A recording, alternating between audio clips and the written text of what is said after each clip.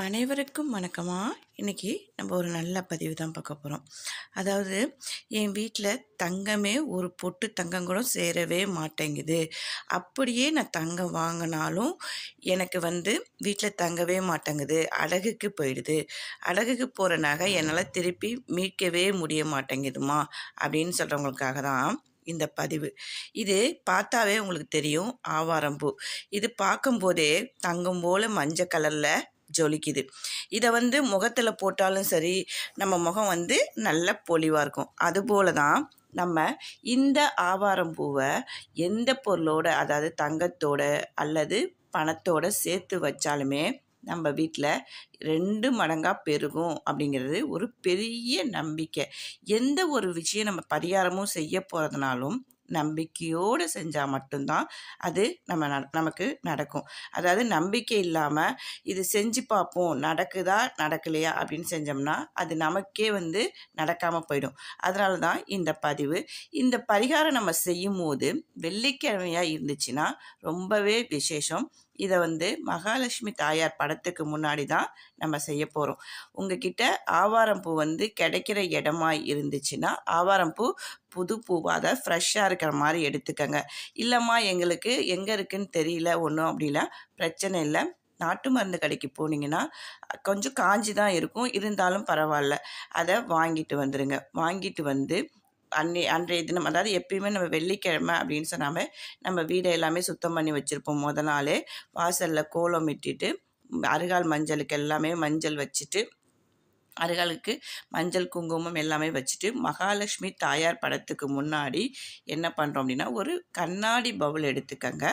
அந்த கண்ணாடி பவுலில் இந்த ஆவாரம் பூவை வச்சுருங்க. வச்சுட்டு நீங்கள் உங்களுக்கு தங்க நகை பிரச்சனையாக இருந்தாலும் சரி, இல்லை அடகு வச்ச நகை மீட்க முடியலனாலும் சரி, பணப்பிரச்சனையாக இருந்தாலும் சரி. இப்போ எங்கள் வீட்டில் பணமே தங்க மாட்டேங்குதுமா, நல்லா சம்பாதிக்கிறோம், ஆனால் எங்கள் வீட்டில் அது ஏதாவது ஒரு ரூபத்தில் தேவையில்லாத செலவாக, விரைய செலவாக போயிடுது, மருத்துவ செலவு வந்துடுது அப்படின்னு சொல்கிறவங்க பணத்தை, அதாவது அதிகமாக வேண்டாம், 11 ரூபாய் 10 ரூபாய் நோட்டும் 1 ரூபாய் நாணயம் மட்டும் வச்சு அந்த ஆவாரம் படத்துக்கு முன்னாடி மகாலட்சுமி, அந்த ஆவாரம் பூவோட மகாலட்சுமி படத்துக்கு முன்னாடி வச்சிருங்க. இல்லை நகை பிரச்சனையாக இருக்கிறவங்க ஒரு சின்ன குண்டுமணி, ஏதாவது உடஞ்ச தங்கமாவது, நம்ம வீட்டில் திருகாணி இல்லாத மூக்குத்தி அந்த மாதிரி ஏதாவது வச்சுருப்போம் பார்த்தீங்களா, அந்த மாதிரி எடுத்துக்கோங்க.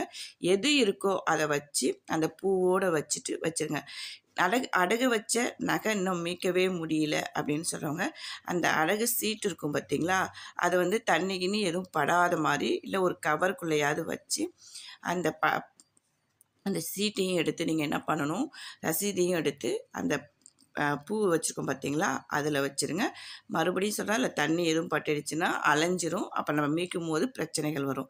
இந்த மாதிரி செஞ்சுட்டு உங்களுடைய வேண்டுதல், இப்போ எனக்கு பணமே சேர மாட்டேங்குது, பணம் சேர்ந்தாலும் விரயமாயிட்டுருக்கு அப்படின்னு நினைக்கிறவங்க அந்த மாதிரி என்ன வேண்டுதலோ அதை வேண்டிக்கோங்க.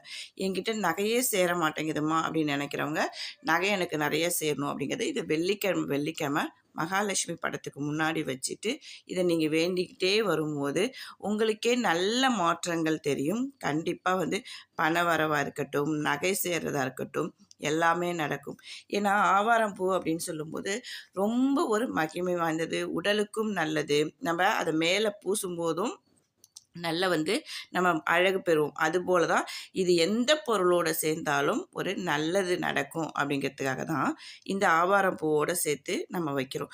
இதுபோல் நல்ல பதிவுகளை என்னுடைய சேனலை பிடிச்சிருந்தா நீங்கள் பார்த்து சப்ஸ்கிரைப் பண்ணிக்கங்க, ஷேர் பண்ணிக்கங்க.